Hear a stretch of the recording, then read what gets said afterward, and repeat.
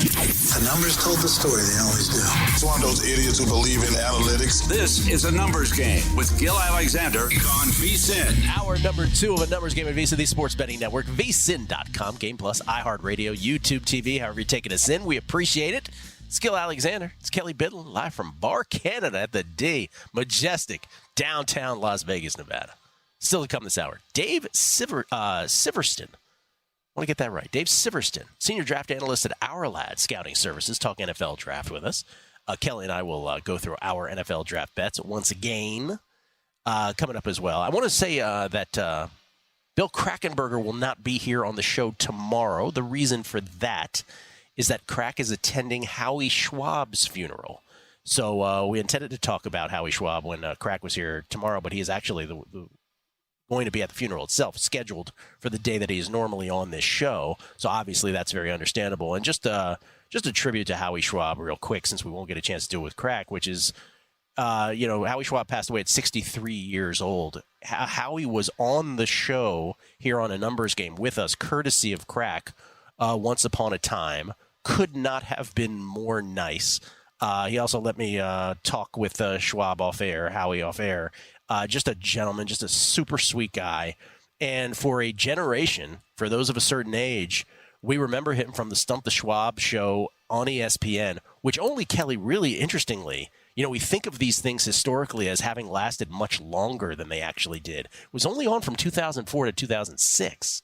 Yeah. And then it went into reruns. I guess people watched it in reruns. But it's sort of like I think what was like a Generations thing. This is a weird, strange comparison. But it was a conversation. I was having that conversation with someone yesterday, though. Exactly what you just said. It felt like it was a show.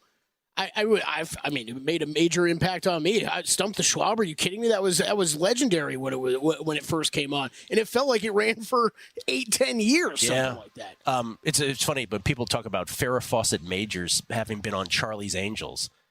They felt like, oh, she was on forever. She was on for like 1 year and a couple episodes, and like that impact had that kind of different kind of impact on guys. But in the case of Howie Schwab. Dan Patrick said the other day, he was Sports Google before Sports Google.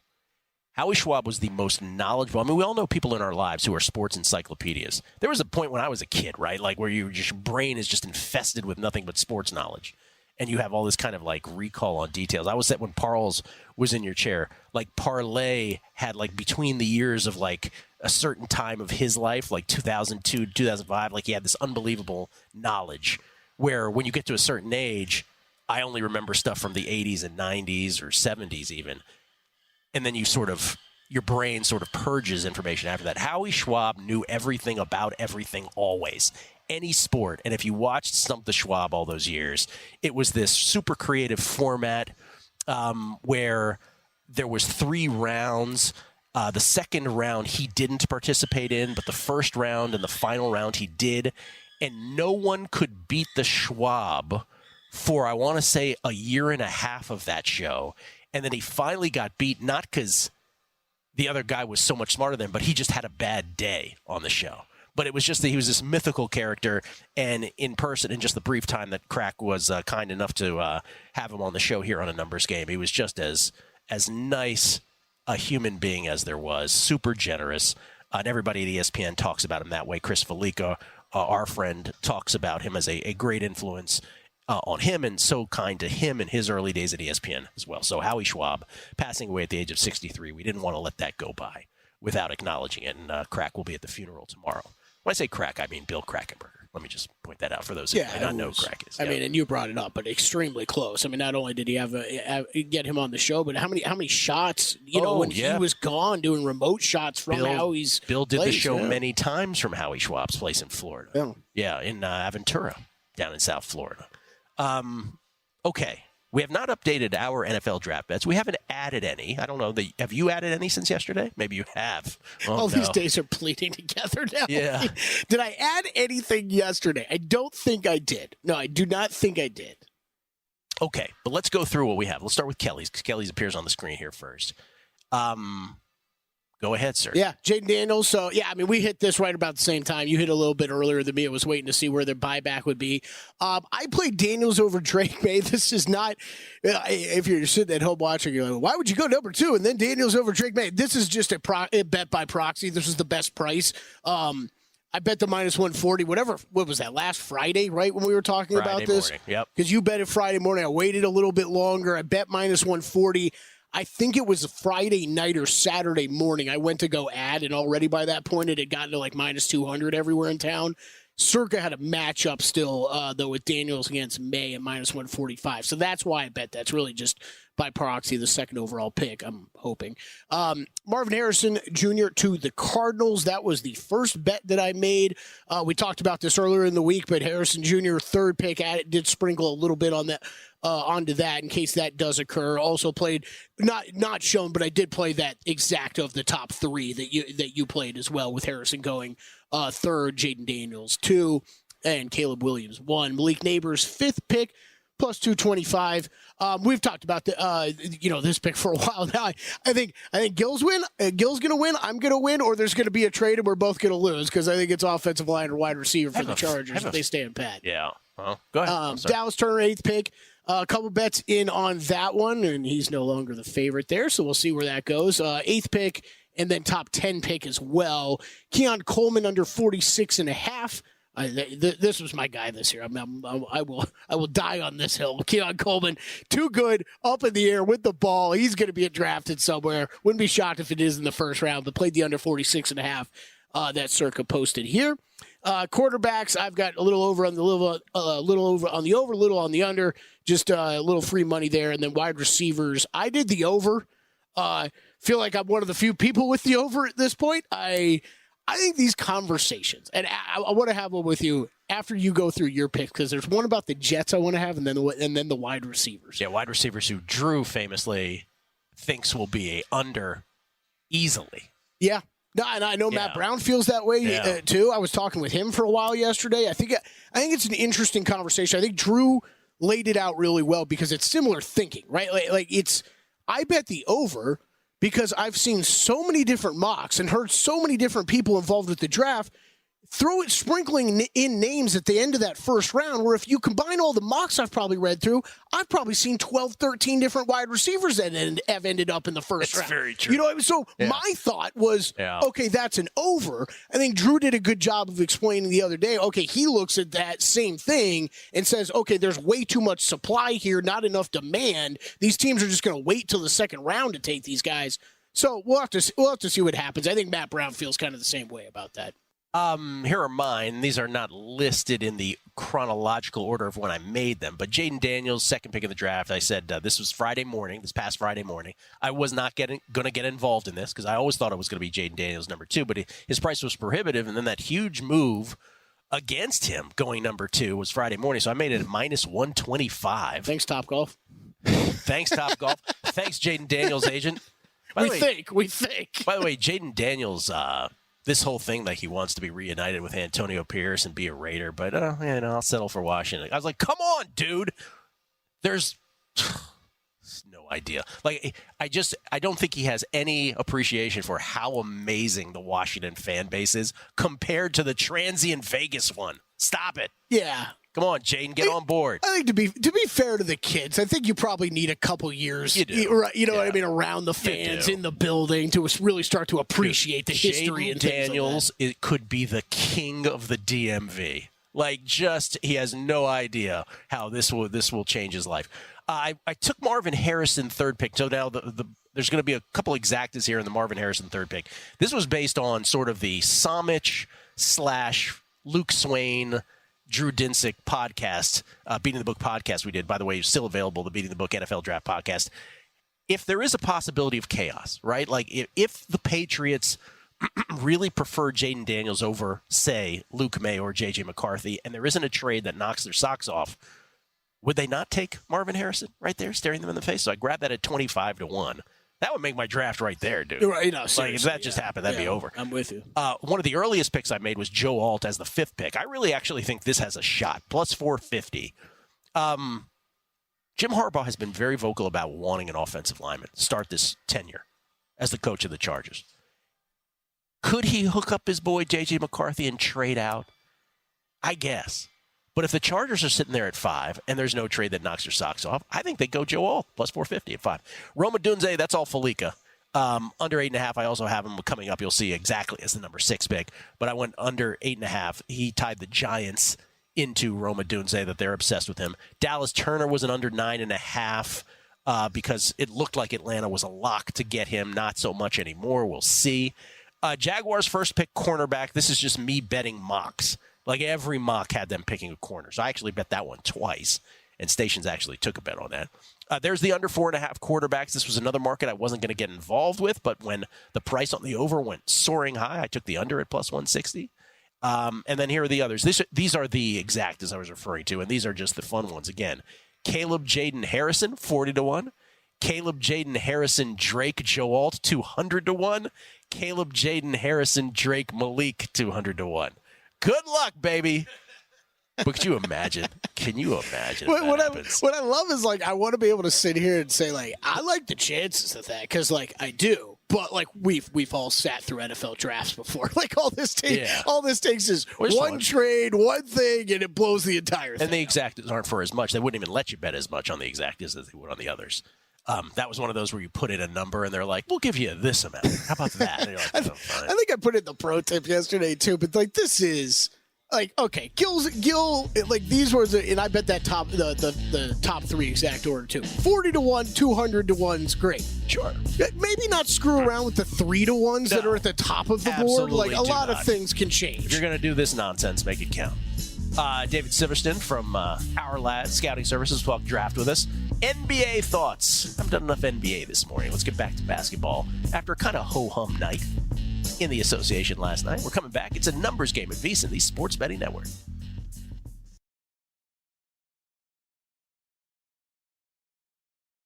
A numbers game on VSiN, the Sports Betting Network. Back on a numbers game, live from Barcanada, the Barrage, here at the D, downtown Las Vegas. JB on Twitter. We get tweets at Beating the Book. Uncle Bush. All this talk about lack of inside info in the draft, and all the while, old Gill is neighbors with the Raiders head coach. Hey, Tony, it's Gill from apartment AC. Any chances I can get a peek at that big board, buddy? I brought some sushi. Hey, this is a great point, actually. What have you been doing? Grab a glass and get outside his door and just sit there all day like that. Here's what happens when I do get to my car when Antonio Pierce gets to his car. He is often a second before me. It's very funny how that always works out that way. And the valet, you can tell, is kind of already peppering him with questions that he's uncomfortable asking. So I would have to piggyback on that and be like, oh, yeah, and another thing. Are you drafting Penix or trading up for Jaden? What are you doing? By the way, I'm Gill. Nice to meet you. Yeah, by the way. Yeah. Live in your building. That's right. I don't think I want to do that. Let's see. Real uniform czar. Does this mean Reggie Bush becomes the second player to win the Heisman twice? Oh, great point. Archie Griffin being the other. Invictus. Let's see. If you're going to play around with silly stuff, make it count. Might slightly misquoted, but genius commentary on draft exactas. LOL. Thank you. And then David Shalafor. Like Harrison at 3, then Brady comes back and the Pats are cooking. Hashtag Wemby, hashtag Guardians. Can you imagine that? By the way, Tom Brady's starting to get into the Aaron Rodgers thing of just stop talking about yourself. It's over. Okay. We don't need to hear you every once in a while he speculates and everybody goes crazy that Brady will come back. Did he say anything more outside of that? No. The haircut podcast interview? It was getting his haircut. I think it was called The Cut, right? It's right. Great. It's a great idea. I haven't listened to the podcast. I think it's a great idea. To agree to do that. Like, sure, I'll do your podcast. I don't know. Maybe he's like a world class barber. You just get a free haircut. Could you call Tom Brady's agent? Get him on the why show? am I saying it's Tom Brady? On the show, Kelley. If it's that easy, get him on the show. Be like, because what was the thing that you? I said world class barber. Okay, I didn't say world class. I didn't say we were a world class show. World class masseuse, Kelley Bydlon. I'll massage your calves. Oh yeah. Watch Zion. If you need any hamstring massages, I'm available. Right. This playoffs needs you. Okay, you and Giannis. The funniest thing daily is you sending those texts to me. Okay. You came for Giannis, Wyatt Tomchek, and Ben Wilson. They may be ready to go. They'd be ready to. Gas up the jet. We got to go to Milwaukee. What was your draft thing we didn't get to? That you Okay. So I got into this conversation with Matt a little bit yesterday. Matt Brown. Mm-hmm. And it was coming off of our conversation with Eric Eager on the show yesterday when you asked the question of who's going to screw up this draft, right? Yes. He said Jets, which Jets. I feel like has been a sort of common answer to this. Solid answer. It's as solid answer as you could give just because they're the Jets. But what do they do at 10 to screw up their draft? Right, that's a subjective. It's a subjective thing. Yeah. And I'm going to take it two ways, right? Because I think you and I were talking about it after the show yesterday, and I was like, that sounds Brock Bowers-ish to me. Like that is, we're going to take Brock Bowers there, and then everybody's going to pile on the Jets, and you drafted a tight end way too early. We've seen this play out before, yada, yada, yada, right? Matt took it the other way. I took it the other way, too. Same thing is kind of like the wide receiver conversation, right? Matt's point was they're going to screw up the draft. If they're the team that screws up the draft or screws up this season for them, it's by taking an offensive lineman. Yeah. Because you've already sunk all this money to bring in these guys this offseason that if you're drafting an offensive lineman at 10th overall, you're basically drafting for the future. When, who cares about the future if you're rushing Aaron Rodgers back out there? I agree with Matt. That's why when you said that yesterday off air, you were like, because I was like, oh, as good an answer as any. We were like, ha, funny. And then you're like, yeah.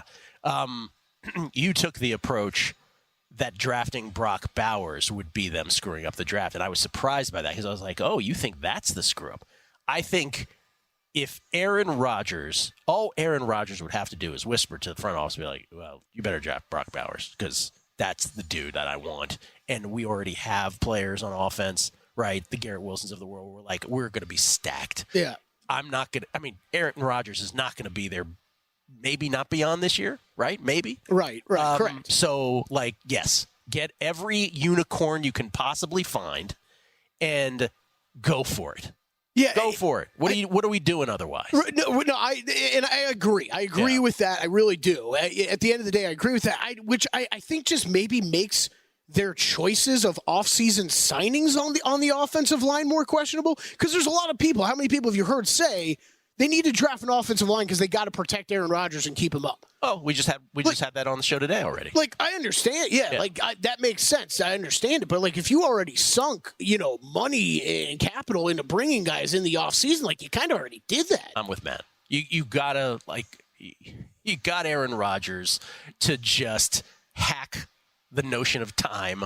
Let's get a title while he's still available to us. Let's go for it. And the way you do that is by drafting again. As he's the unicorn out there, right? Brock Bowers is the unicorn at that position. He's basically a slot receiver, he's that good. So it's I could see Aaron Rodgers just completely. That's why we said yesterday when we were doing the Offensive Rookie of the Year thing, you can make a case for two people: Jaden Daniels, because he'll be a starting quarterback with a team that has pieces on offense in Washington. And the other one is Brock Bowers. Yeah. Because Aaron Rodgers could just feed him all day. Well, and that one, I still like that. I like that bet. We were talking about this. The two teams you've heard him linked. 22-1 was it yesterday? Yeah, the two teams we've heard him linked to, the most are the Bengals and the Jets. Can't go wrong. He could have massive seasons with either one of those. What was teams. the other question? That was it. Just the Jets. I thought you said you had two. The wide receivers we talked about last segment. Oh, well, no. I kind of which way do you read into the wide receiver, supply-demand situation? Right. Well, that was Drew's point, right? Drew's point on going under was he just thinks that there will not be I don't want to speak for him, but essentially there are so many available, right, that the urge to go crazy on them will not happen in the first round. And you explained yourself, which is you saw so many different guys in mocks, literally 12 to 14 of them in different mocks, that your thinking was, well, that means at least 6 have to go, right? Mm-hmm. Yeah. I think those are a couple interesting, where people are thinking about things similar ways and landing on different bets. I mean, there's a prop out there, 6.5 trades, right? And he was like super about the under because 7 trades. Are you kidding me? That's a lot of trades. Is that where they're at? Is that 6.5? Is that where it's like minus 110-ish? I think so. I don't know if it's it's minus 110, but that was where the prop was. I think Station's the only one in town that has trades, but it's exact numbers. Exact. Yes, I looked. I was like, oh, I'm not betting that. Yeah, that's ridiculous. That's my exact same reaction. I was looking all over town for it, but it didn't exist to say for that. That was the only trades related one. But again, getting back to the original point that we have no idea what we're about to see tomorrow night. If we found out that there were 7 trades, I'd be somewhat surprised, but I wouldn't be astonished by it. No. Yeah, I wouldn't be shocked. I'm trying to think the number that I would be surprised. I mean, with a lot of this flows into the same conversation we're having, right? If we think there's so much offensive line, wide receiver value at those positions, and there's so much, there could be a lot of tinkering, even for just a couple picks towards the back half of the first round. It's just that it's a domino effect. All of this becomes a domino effect, and so it's like you could therefore, based on a domino effect, go over on everything that you have, or you could go undefeated, right? Let me ask you a broader question about just betting. Real quick, I think on the trades, if anything, I would lean over on almost any number, just because. Like, we're talking about, 10 offensive linemen going in the first round? He liked the under strong. How many teams would have the same number? I mean, how many of those 10 offensive, let's just say it's 10, 9, 10, whatever. Not many teams are going to have them ranked exactly the same. You know what? So my point is, you might want to trade up 4 picks because you think there's an offensive lineman out there that you value so much more than everybody else. We did the podcast, Luke Swain, Drew Dinsick, and I, Beating the Book NFL Draft Podcast, which is out there. But I'm getting confused because he had the under 6.5 wideouts, which he liked a lot. The under 6.5 trades, I think, was like ridiculously juiced, I thought. I think it was a heavy favorite. I might be getting confused. But he liked it very much that it wouldn't get to that. But again, who knows? I just want to ask this. We've had nothing but success in NFL drafts until last year. Mm-hmm. And last year we lost, which is, by the way, exactly what Luke's experience was too. Luke Swain, Vegas Refund. If you have a losing NFL draft this year, will you... I already know the answer to this. Will you stop betting it? No. There's no chance. Even as it's coming out of my mouth, I'm like, this is the dumbest question. Of course you're not going to stop, right? No. Because you'll think you'll have it harnessed next year. How many losing ones in a row would it take you to stop? There is no answer, right? You'd keep betting them. I think there'd be a point of the losses mounting up with also the books being less and less eager to actually post stuff. Right, it would have to turn into the NBA draft where there wasn't even enough to even consider. Right, yeah. But it won't turn into that. I mean, especially with football. Especially with us, it's an unfair question because I think it's such great conversation around this time of year. You know what I mean? So we talk ourselves into a lot. I've been done betting this draft 3 different times. Exactly. Dave Syversten from OurLads Scouting Services, Senior Draft Analyst. He's on the other side. We'll talk NFL Draft with him. It's a numbers game at VSiN, the Sports Betting Network. A numbers game on VSiN, the Sports Betting Network. Back on a numbers game, live from Bar Canada at the D, downtown Las Vegas. Gill Alexander, Kelley Bydlon, David Syversten standing by from OurLads. We get texts, we get tweets, Kelley. We get both of them. Texts, this is from Michael Montesano. Former guest here, of course, not former guest, but guest often here on the show, and former guest. Never allowed back on, Michael. I didn't mean that, Michael. Former Booby Prize winner at Circa is what I meant to say. He said, I, too, need this draft to come. Based on Daniel Jeremiah's tweet about offensive linemen, I just took the over 9.5 offensive linemen. He says, I got to stop making bets, too, LOL. Will Hill, commenting on the tribute to Howie Schwab, said, when I was a kid, I never thought anyone knew more sports than me. Then I watched that show. Talk about Howie Schwab. And we get tweets. Eric Berg, can't believe Gill skipped a Keon Coleman exhibition of football reference when going over Kelley's picks. It's so funny you mentioned that, Eric, because in my head, I was about to say one, but Kelley kept talking. So I was on a roll. He was on a roll. He kept talking. But what I was going to say was, did anybody tell Keon Coleman that this next year will actually Bainbridge DeWeese, as someone who hasn't been to Vegas in years, I'm curious, when you talk about shopping around or going all over town looking for a line, do you literally mean walking into 10 books or just checking 10 apps / websites? Great question.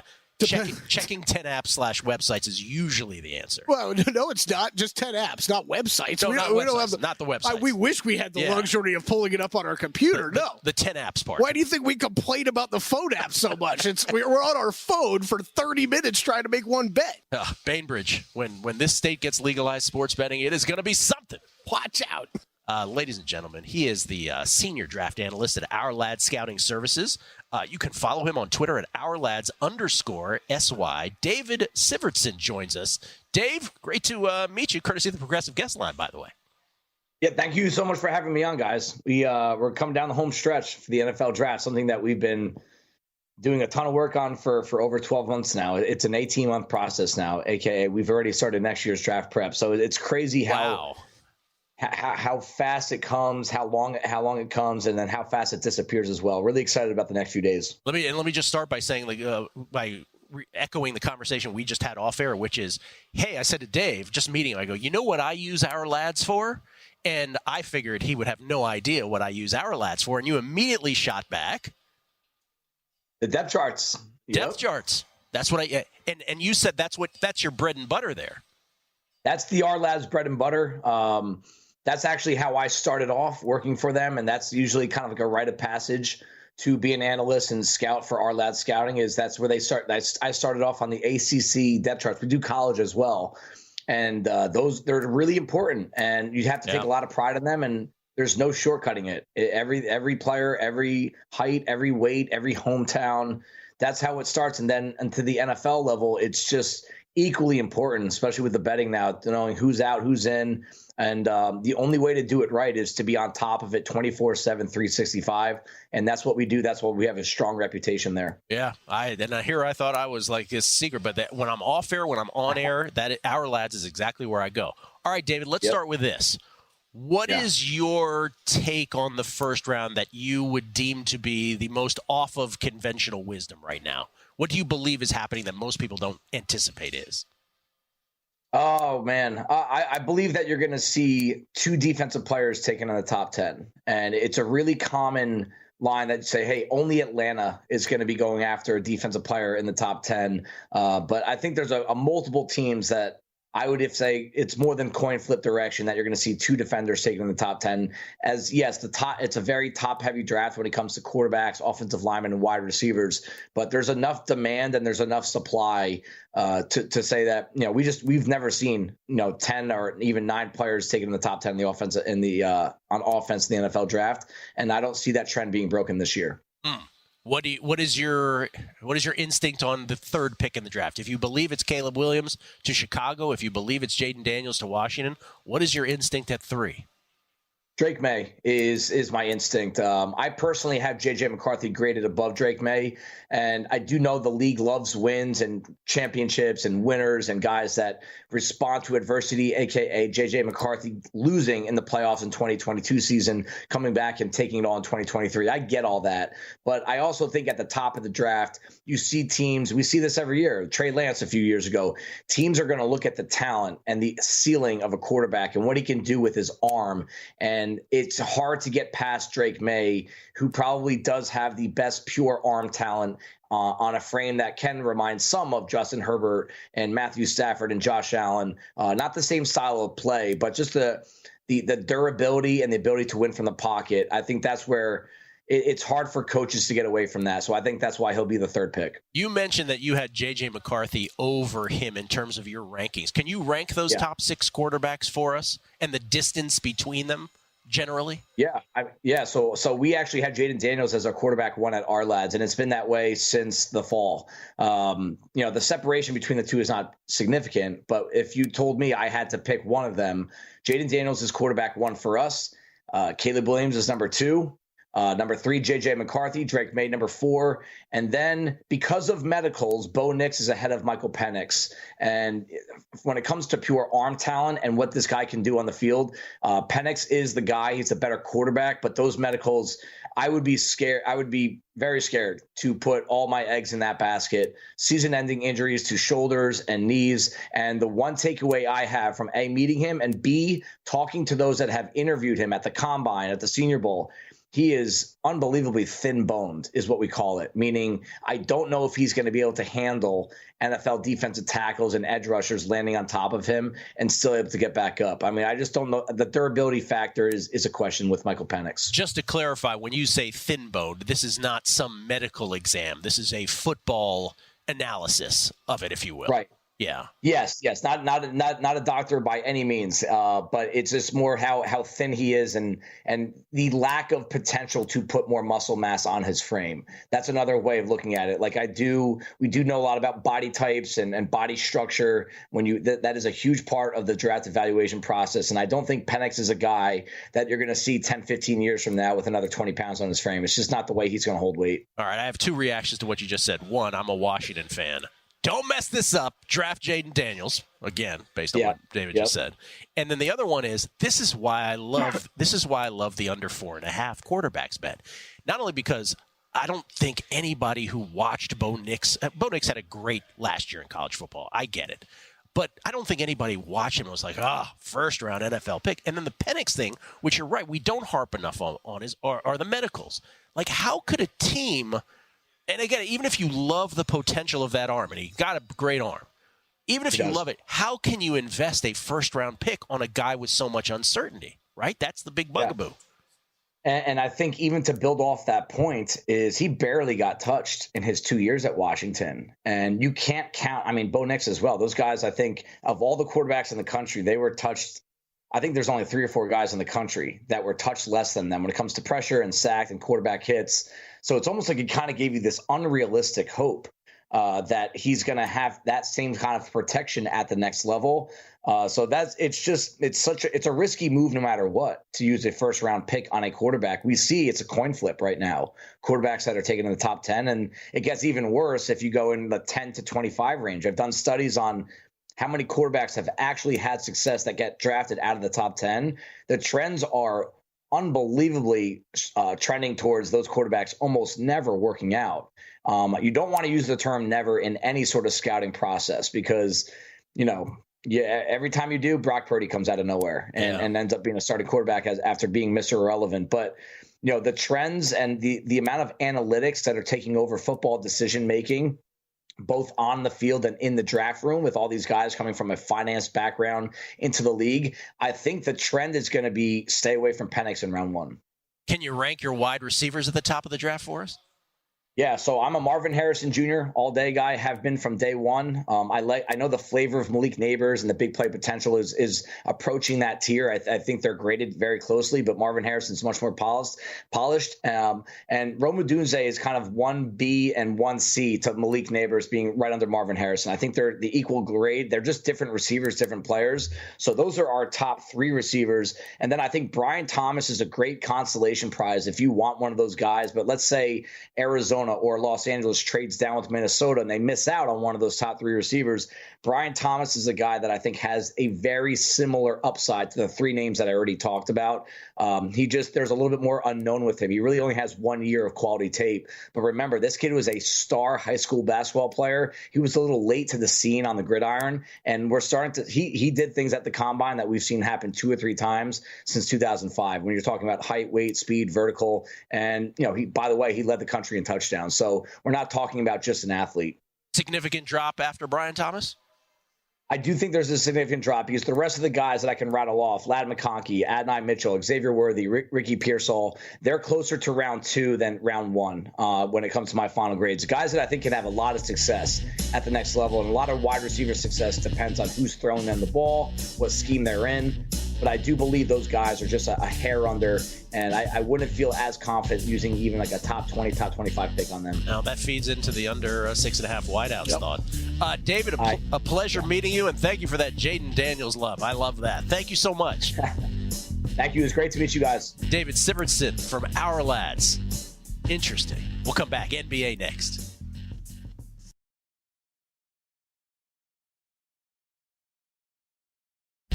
A numbers game on VSiN, the Sports Betting Network. Numbers game. Don't forget this great offer that's going on at DraftKings regarding the NBA playoffs, which we'll get to our picks here momentarily.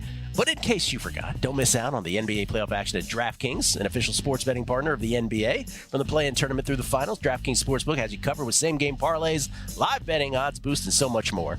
Download the DraftKings Sportsbook app now. Use code VSIN. If you use that code, new customers that bet $5, you'll get $200 in bonus bets instantly. That's code VSIN, only on DraftKings. The crown is yours. What would Jim Rome, what would he have said about David Syversten's appearance? He would have said, racket.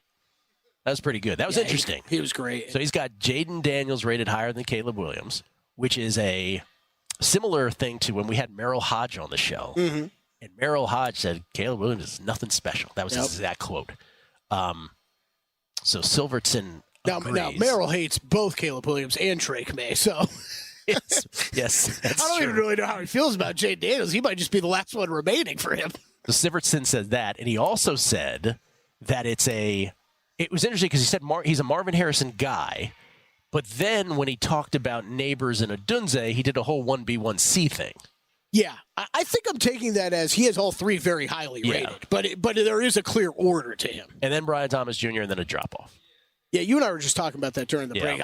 Brian Thomas Jr., it might be the last bet I'm making.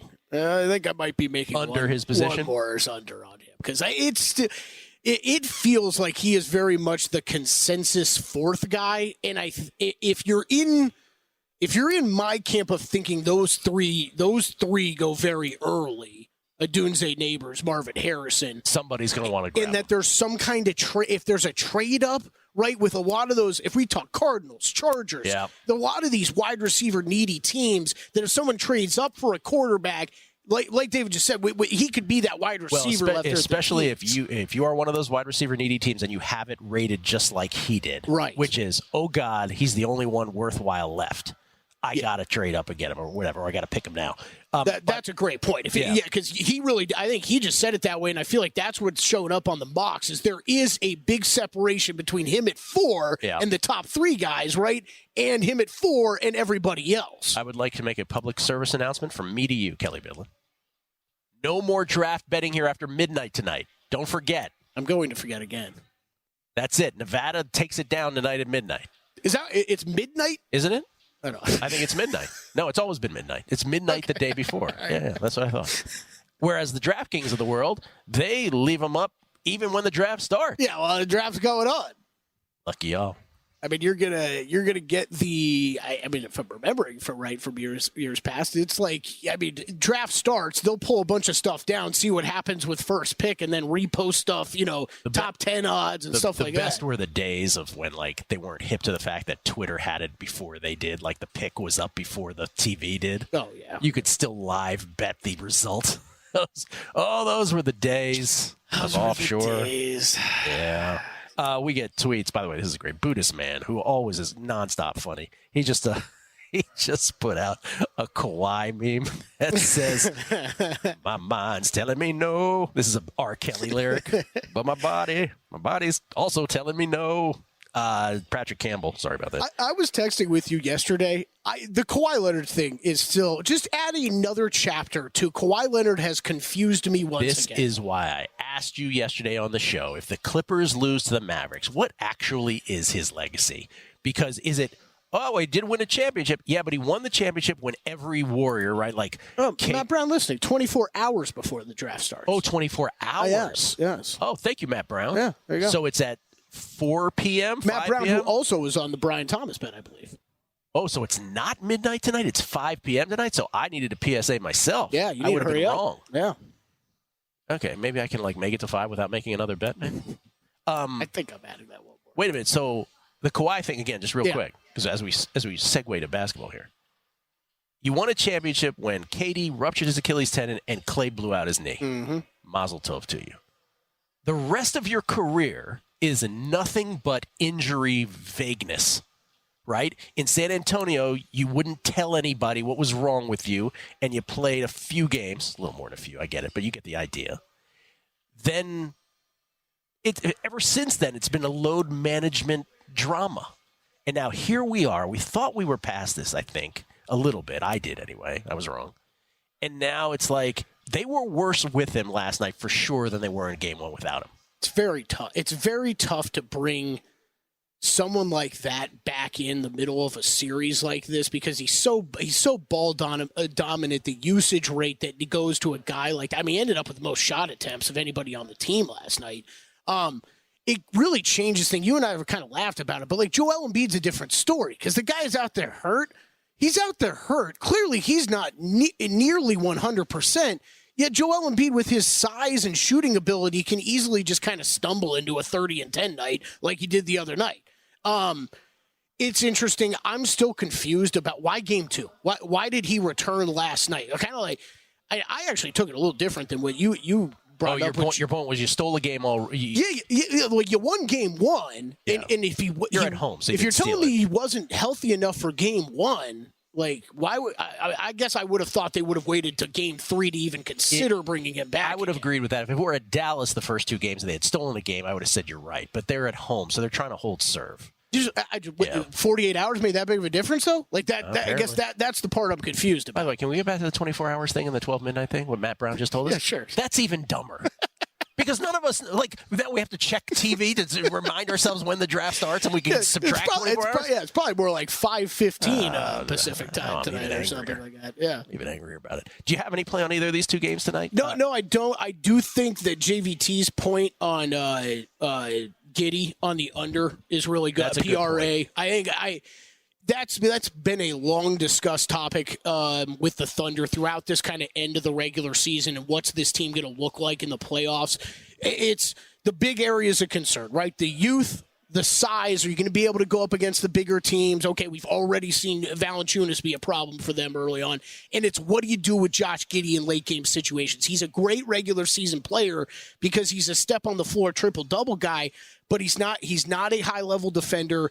He's not a high-level three-point shooter when the Thunder have great three-point shooters sitting on that bench. It's long been talked about. I do think you're going to start seeing a decrease in his minutes. He was already 20 the other night. If you saw what Casey Wallace did at the end of that game the other night defensively, I mean, in one highlight, he might have made a case for, give me those minutes. I'm already shooting over 40% from 3. I told you, I texted in the group. I said it earlier. I texted in the group text. I don't usually chime in on things Josh Giddey, but even I was like, oh, he's not even a consideration to be in crunch time. And, yeah, those playoff minutes are gone. Great regular season guy. Great regular season guy. But not exactly now. And really, he's one of those guys that's, Will was making the joke earlier, right, about the Magic's offense, right? And it's kind of the same thing, right? Magic can look like a great team during the regular season when you got a top 5 defense and a middle-of-the-road offense. You take a middle-of-the-road offense into the NBA playoffs, all of a sudden it doesn't look all that great anymore. Josh Giddey, same thing. You could look like a great player over 82 games in a regular season when guys are resting in and out of games, but now you're talking about increased minutes, increased importance on all these players. It is tough. So under PRA, it's probably where I'll go there. I was kind of considering parlaying it with like Case and Wallace over on stuff, but I don't know for sure yet who's the guy who's going to pick up the extra minutes. Celtics favored by 14.5 tonight against the Heat. Thunder favored by 7.5 over the Pelicans. Game 2s of those respective series. God, I really think I might want to take the Pelicans plus 7.5. I'm going to stay away just because I have my Thunder series bet. Sidewise, though, it would be over 7 points with the Pelicans. I'd be leaning that way. Heat Celtics, man, it's so gross. I've stared at the Heat team total so many times over the past 48 hours, like ready to press under on it, and I just couldn't get there. I think they're going to have a tough time scoring, but here's the problem with that bet, Gill, is there's definitely a possible reality where the Celtics are up so big in the fourth quarter, it doesn't matter. It almost happened in Game 1. Right, exactly. They just don't care about playing defense, so I'm not screwing around with that. Teasers and parlays. Some books have top 4 wide receiver exacta markets. Harrison, Neighbors, Rome, and Brian Thomas in that order, plus 145. See, that's not enough for me. Plus 145. That sounds to me. Yeah. That sounds like good pricing. Where I know you're a little higher on Odunze. I like Neighbors. I just have the intel of Odunze to the Giants from Felica. By the way, Chris Felica on the show, we asked him, do you prefer coming on tomorrow or Friday? And his answer was? Both. So he'll come on both days because he's got thoughts of the bets that he has, and we'll review it with him on Friday. Apparently, he has to defend your Roma Dunze bet, too, because every time you've talked about it, there's Felica. Like I said, if it wins, he gets all the credit. If it loses, we go to the town square and we do horrible things to him. And then Cleve TA on the show tomorrow to talk NFL draft with us as well. He has been tracking it, one of the great football follows. So we look forward to that. As the NFL draft approaches, a little more than 24 hours from now, which I should be very aware of. Gojo and Golinger next. Enjoy from VSiN, the Sports Betting Network.